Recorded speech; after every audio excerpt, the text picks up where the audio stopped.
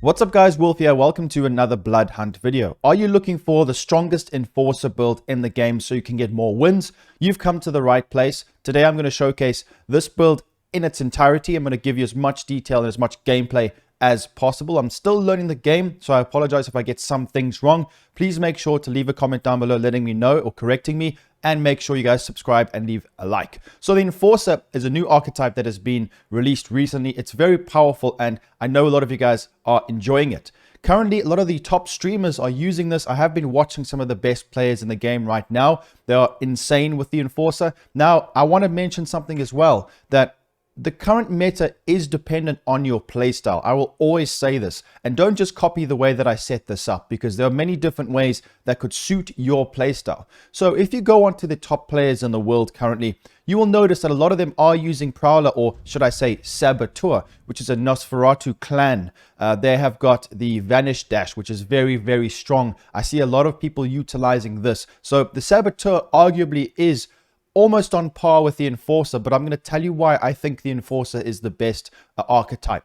I will be making builds on all of these different archetypes, so, you know, I mean, for example, the Brute could be the best for you. So just keep that in mind, guys. I always try to, talk about what your different options could be. So don't just copy, make sure to adapt it to suit your own playstyles, like I always say.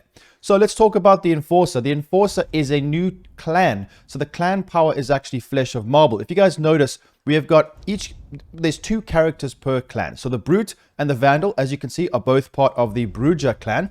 And the clan power is Soaring Leap. The reason why I bring this up is because the different blood resonances will determine what, if you want to lower your cooldown on your clan skill. And I'm going to talk about that in a second. So just keep that in mind. So like, for example, Saboteur and Prowler both are part of the Nosferatu clan, which means their clan power is Vanish. So if you see the blood resonance that lowers clan cooldowns for the skill, that's going to be this skill, the Vanish, and then the actual archetype skill, which differs, is going to be this one over here on the right-hand side. So the Enforcer comes with the Flesh of Marble, and I did not know this until I actually saw other people playing against me, or, watching other people stream playing against this actual character, or when I was fighting this actual character, because I was mainly playing with Saboteur. As you can see, I have leveled that one up quite a bit.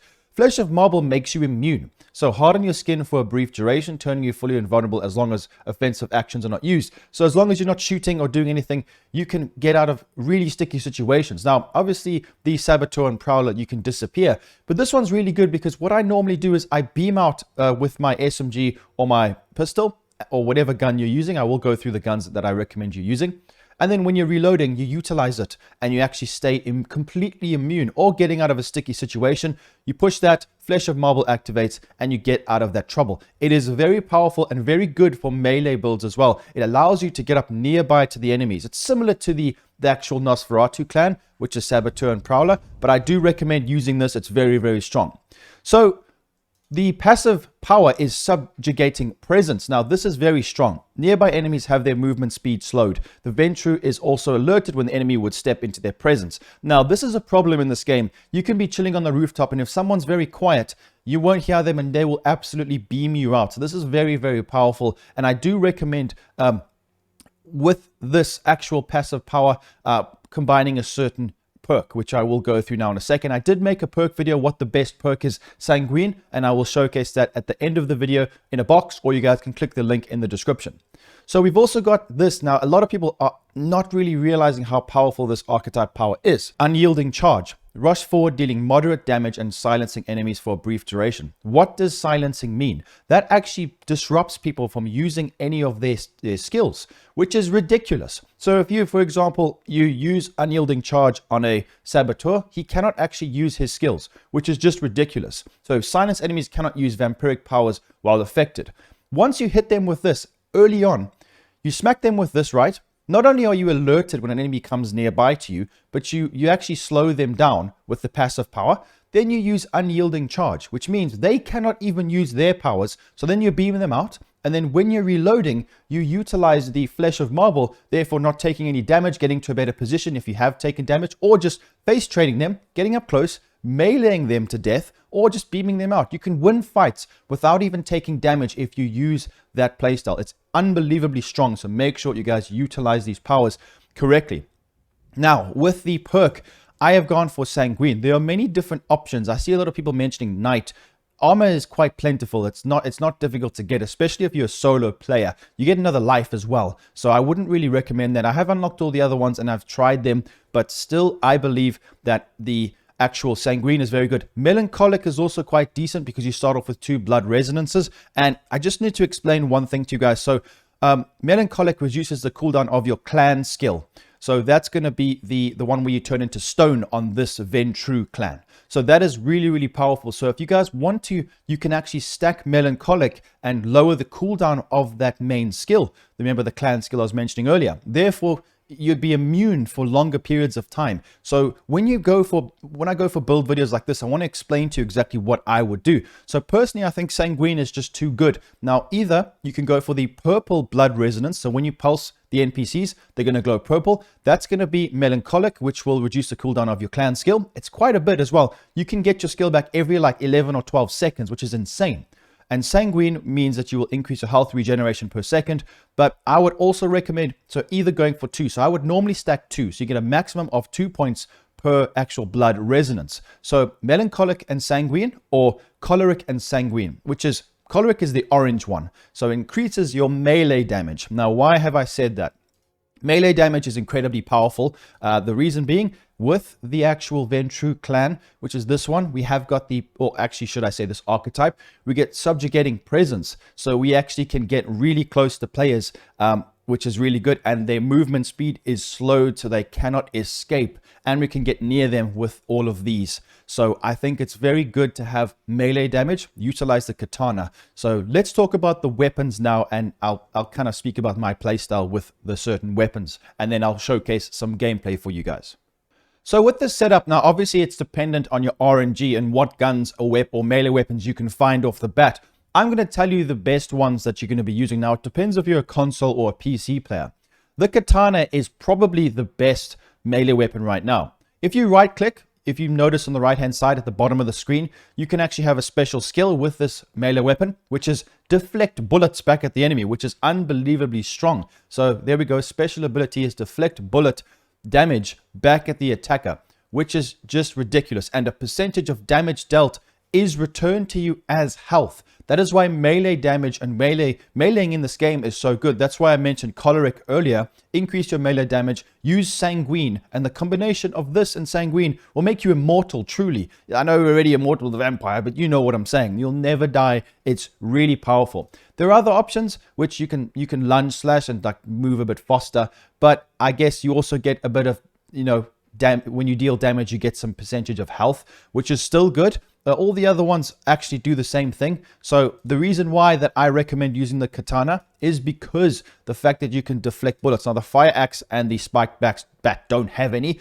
but I guess if you can get the katana or scourge blades, it doesn't matter. But I promise you guys, when you actually utilize the deflect bullet, then you use the dash of the Ventrue clan that we're using the enforcer, and then you marble skin, push the guy, and then he can't move, and then you absolutely rip him to pieces, which is just ridiculous. So I would definitely recommend using the katana. Now with weapons, I'm telling you guys right now, the best long-range gun in this game is actually going to be a golden revolver. And I'm telling you right now, the golden revolver, you can actually hit over 120 damage to the head. You can one-shot somebody if they don't have armor. It's unbelievably strong. This is going to be mainly for PC players. So ideally, I would go for the revolver. Now, I'm not as good as aiming as some of the other people in this game. So I would recommend, if you're not using the revolver as a long-range gun, there are many options. If you want to snipe, that's completely up to you. But sniping in this game is a bit clunky. It depends on you. But personally, I would say to do damage from middle to long range, which is ideally what you want to be doing, the revolver does it from close, medium, and long. You could even just main the revolver completely. And obviously, even the blue revolver is good. It's up to you, though, what grades you get and the RNG. The toggle is unbelievable. This toggleable machine gun. This is really, really good. The toggler destroys from close range and long range, but it's not as good as other guns at close range. So what I normally use this for is beaming people out at really long ranges. It's very, very good. And honestly, guys, the effective range is great for this gun. So make sure you actually utilize this, especially if you're on console. Beaming out from range is going to be the best. So If you have a look, it's a machine gun that can toggle between 2 fire modes depending on whether accuracy or rate of fire is more important in a given situation. The lower fire rate is suitable to longer range fight, but the high fire rate is best at close range due to decreased accuracy. I don't recommend using this at close range because you will be beamed out by my close range gun, which is going to be the silenced SMG. Now, I want to just make something clear. In a lot of games, you would use 2 close range guns and then swap so you don't have to reload. In this game, the damage, you can one mag somebody. And even if you don't, while you're reloading, you've got all these other skills. You can slide, you can do all of these different things. So I definitely don't recommend having 2 of one type. You need to have long range and close range, especially if you're playing in a trios match. So the silenced SMG, the golden one, I would recommend for close range. It does the most DPS. It's ridiculous. You actually can one mag someone very easily. And you're probably thinking to yourself, what about the Tommy gun? Personally, I think the Tommy gun's very good if you're not as good as aiming, because you got the magazine size a bit better, and you can actually, it's a lower rate of fire. Therefore, you get more bang for your buck, even if you miss some bullets, so you'll spend less time reloading. It's a very good gun, and I recommend Tommy gun or silenced SMG, but this is just going to be the best for close range. Obviously, the double barrel shotgun's also really good. It's dependent on you, but for me, ideally, my perfect loadout would be the golden toggler revolver, and then the golden silenced SMG, or potentially a purple Tommy gun. It's really up to you, but those are the guns that I recommend, and I'll try to get some gameplay with them. But like I say, it's completely up to you on your RNG and how you get them, if you get them. But let me know what you guys think in the comments down below. This is going to be the Enforcer build. I really do enjoy the way this works. I will be making lots more build videos, so make sure you guys hit that like button, subscribe, enjoy some gameplay, and I'll be seeing you in the next video. Peace out, guys.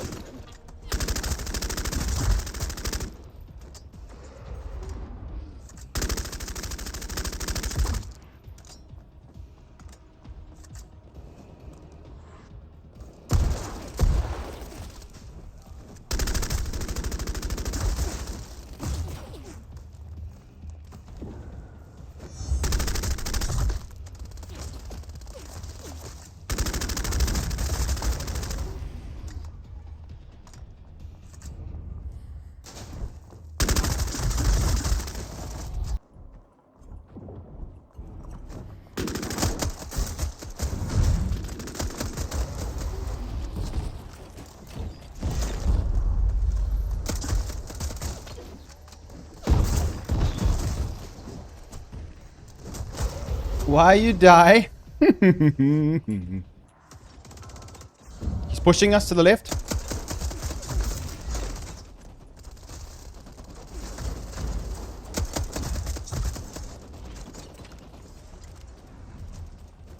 Oh, behind us.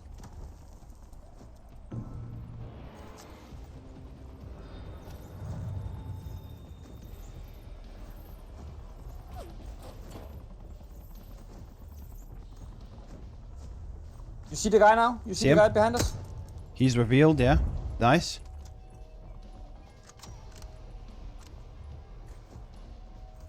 He's playing the same character as me.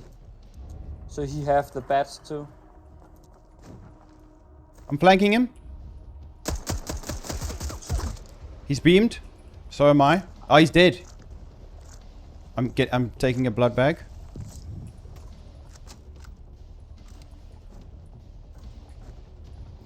Oh, I hear someone, I think, crawling on the walls.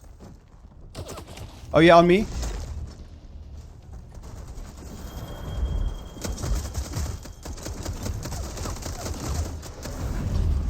Oh.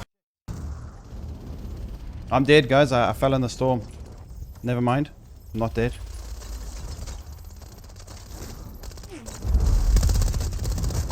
Go on, go on, go on. Let's go. Let's go. What a game. GG.